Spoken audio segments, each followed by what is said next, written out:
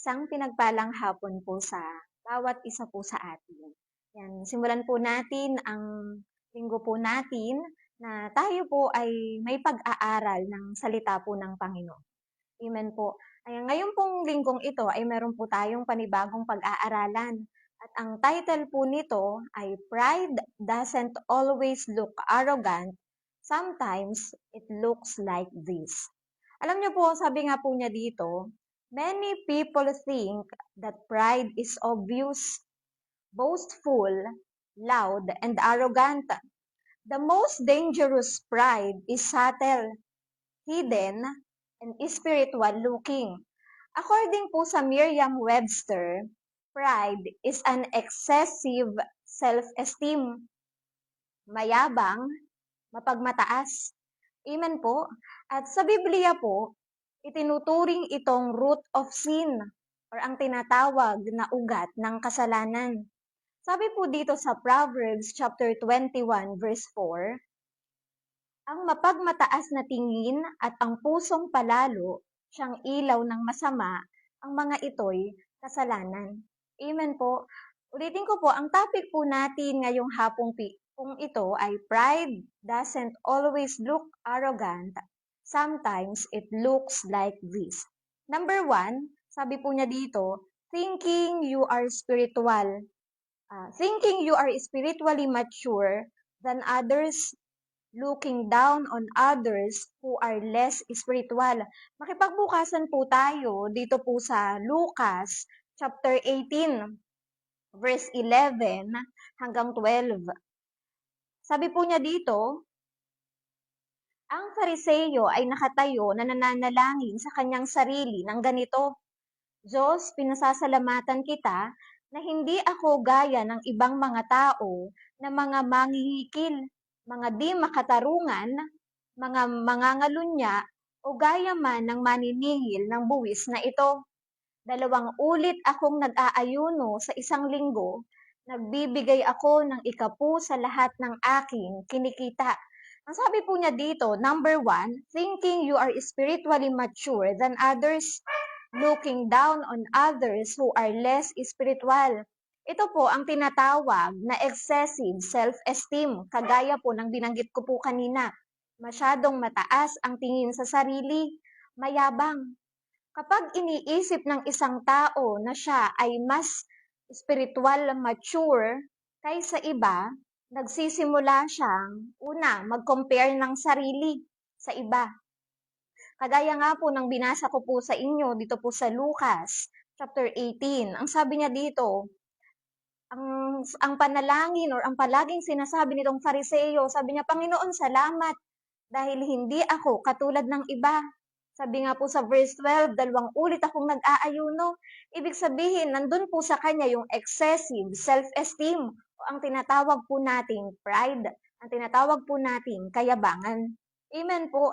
At sabi niya dito, kapag iniisip ng isang tao na siya ay spiritually matured kaysa iba, nagsisimula siyang magmataas at nagsisimula siyang maliitin o husgahan ang iba na tila mas mababa kaysa sa kanya.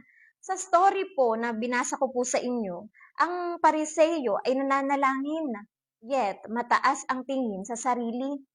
Gayon din naman po, ang pulubi, sabi po niya dito sa verse 13, subalit ang maniningil ng buwis na nakatayo sa malayo ay ayaw itingin man lamang ang kanyang mga mata sa langit, kundi dinadagukan ang kanyang dibdib na nagsasabi, Diyos, mahabag ka sa akin na isang makasalanan. Ano po ang pinagkaibahan ng dalawang tao pong ito? Yung una, sabi nga po niya dito, nananalangin siya, and yet, siya po ay mapagmataas. Kasi ang lagi niyang sinasabi, salamat Panginoon, kasi buti na lang, hindi ako kagaya ng taong ito. At ang tao pong tinutukoy niya dito, ang isang, sabi nga po niya dito, isang maniningil ng buwis na nakatayo sa malayo at sabi nga po niya dito, nahihiya siyang humarap sa Diyos. At sabi niya dito, dinadagukan niya ang kanyang sarili. Amen po. Ibig sabihin, mas kinalulugdan ng Diyos ang pusong mababa.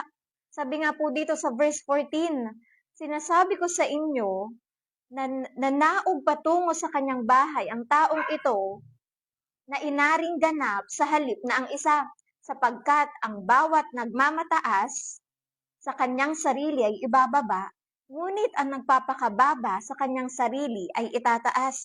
Amen po, ang tunay na spiritual maturity ay nakikita sa humility and not pride. Amen po. Real maturity does not boast. Rather, they become even more humble. Hindi mo masasabi na ikaw ay spiritually matured enough kung ikaw po ay mapagmataas, kung ikaw ay ma-pride. Amen po. At number 2, ang sabi po niya dito, believing you understand scripture better than anyone else. Refusing connection because you think your interpretation is always right.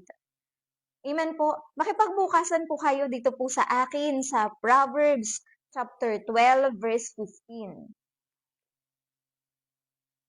Ayan, sabi po niya dito sa verse 15, ang lakad ng hangal sa sarili niyang paningin ay wasto, ngunit ang marunong ay nakikitungo sa payo.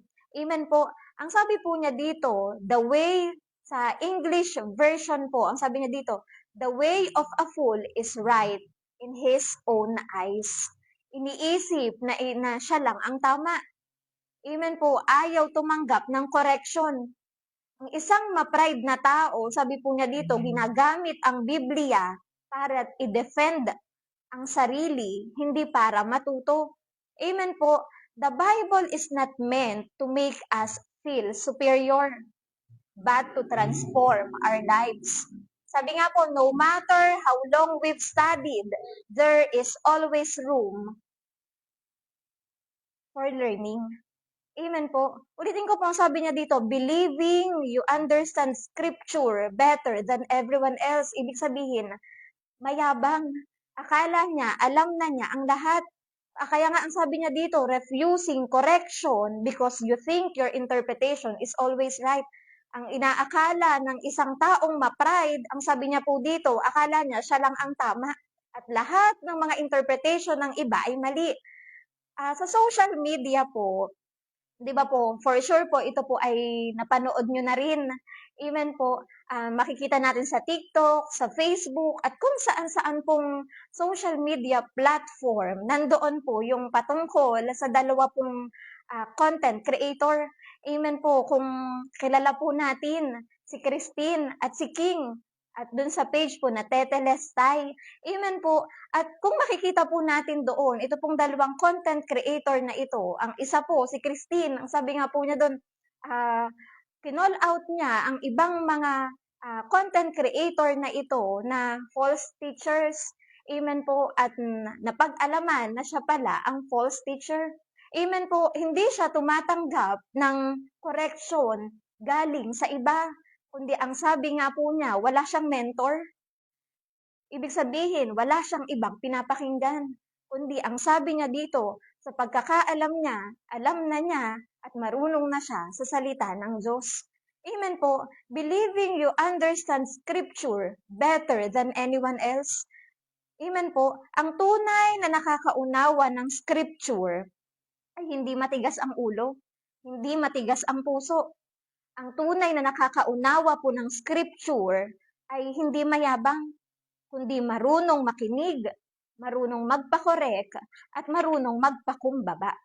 Amen po. At number 3 po, last po na pag-aaralan po natin ngayong hapon, sabi niya po dito, wanting recognition for your good works, doing righteous acts, but secretly hoping others notice. Amen po. Ito po yung mga tao na gusto nila ng recognition. Kumbaga po, pakunwari sila na gumagawa ng mabuti, gumagawa ng maganda, sabi nga po, doing righteous act, but secretly hoping others notice. Amen po. Isang example po nito ay masipag ka, pero kapag walang nakapansin ng ginagawa mo, nasasaktan ka. Amen po. At isa pa po dito na example, nagbigay ka or nagbibigay ka, pero gusto mong malaman ng iba. Amen po. Sabi nga niya dito, doing righteous act but secretly hoping others notice. Hindi po ba ang isang Kristiyano, ang isang humble na Kristiyano, kapag ikaw ay nagbigay, pasikreto mo na lang, hindi mo na kailangang ipangalandakan, hindi mo na kailangang isigaw pa na tumulong ako, gumawa ako, nagbigay ako. Amen po. At ito po, ang sinasabi nga po niya dito, nagbigay ka, pero gusto mong malaman ng iba. Kumilos ka, gumawa ka, pero kapag walang nakapansin, nasasaktan ka. Ang sabi niya po dito, your motivation changes when no one is watching. God sees the heart, not just the action. Let God be your audience. Amen po. At basahin ko po sa inyo dito po sa Mateo chapter 6 verse 1. Sabi niya po dito, mag-ingat kayo na huwag ninyong gawin ang inyong kabanalan sa harap ng mga tao upang makita nila, sapagkat kung gayon, wala kayong gantimpala mula sa inyong Ama na nasa langit. Kagaya po ng sinabi ko kanina, ang motivation dapat natin sa paggawa ng isang bagay ay hindi para tayo ay makita ng mga tao na gumagawa, kundi ang totoong humility, kahit walang nakakakita, ginagawa mo pa rin. Amen po. Pride doesn't always look arrogant. Pwedeng nasa church ka, pero may kayabangan. Pwedeng may alam ka or may knowledge ka, pero hindi mapagpakumbaba. Maaaring naglilingkod ka, pero naghahanap ka ng papuri. Amen po. And the most dangerous po, hindi mo ito napapansin. Hindi mo napapansin na ikaw ay punong-puno na ng pride. Hindi mo napapansin na ikaw ay punong-puno na ng kayabangan. Amen po. Ulitin ko po. Pride doesn't always look arrogant. Sometimes it looks like thinking you are spiritually mature than others, believing you understand scripture better than anyone else, at watching recognition for your good works, doing righteous act, but secretly hoping others notice. I-close ko po sa isang illustration. Meron pong isang kilala na evangelist, tagapagturo ng salita ng Panginoon, at for sure, kilala po natin ito, si Billy Graham. Amen po. At sa gitna ng kanya pong kasikatan, sa kasikatan ng kanyang ministry, ng ministry ipinagkatiwala po sa kanya ng Diyos, maraming preacher ang nag-fail. Maraming preacher ang pumalya. Dahil sa kayabangan, dahilan sa pag-ibig sa pera, at dahilan sa imoralidad. Amen po. Alam ni Billy Graham na delikado ang kasikatan. Bakit? Kasi kapag ang tao ay kinainan ng kasikatan, ng fame, sabi nga po, marami ang yumayabang, nagiging ma-pride, nagiging mapagmataas. Amen po. Kung kaya't ang grupo po ni Billy Graham ay bumuo ng isang kasunduan. At ang kasunduan po na ito ay tinatawag na Modesto Manifesto.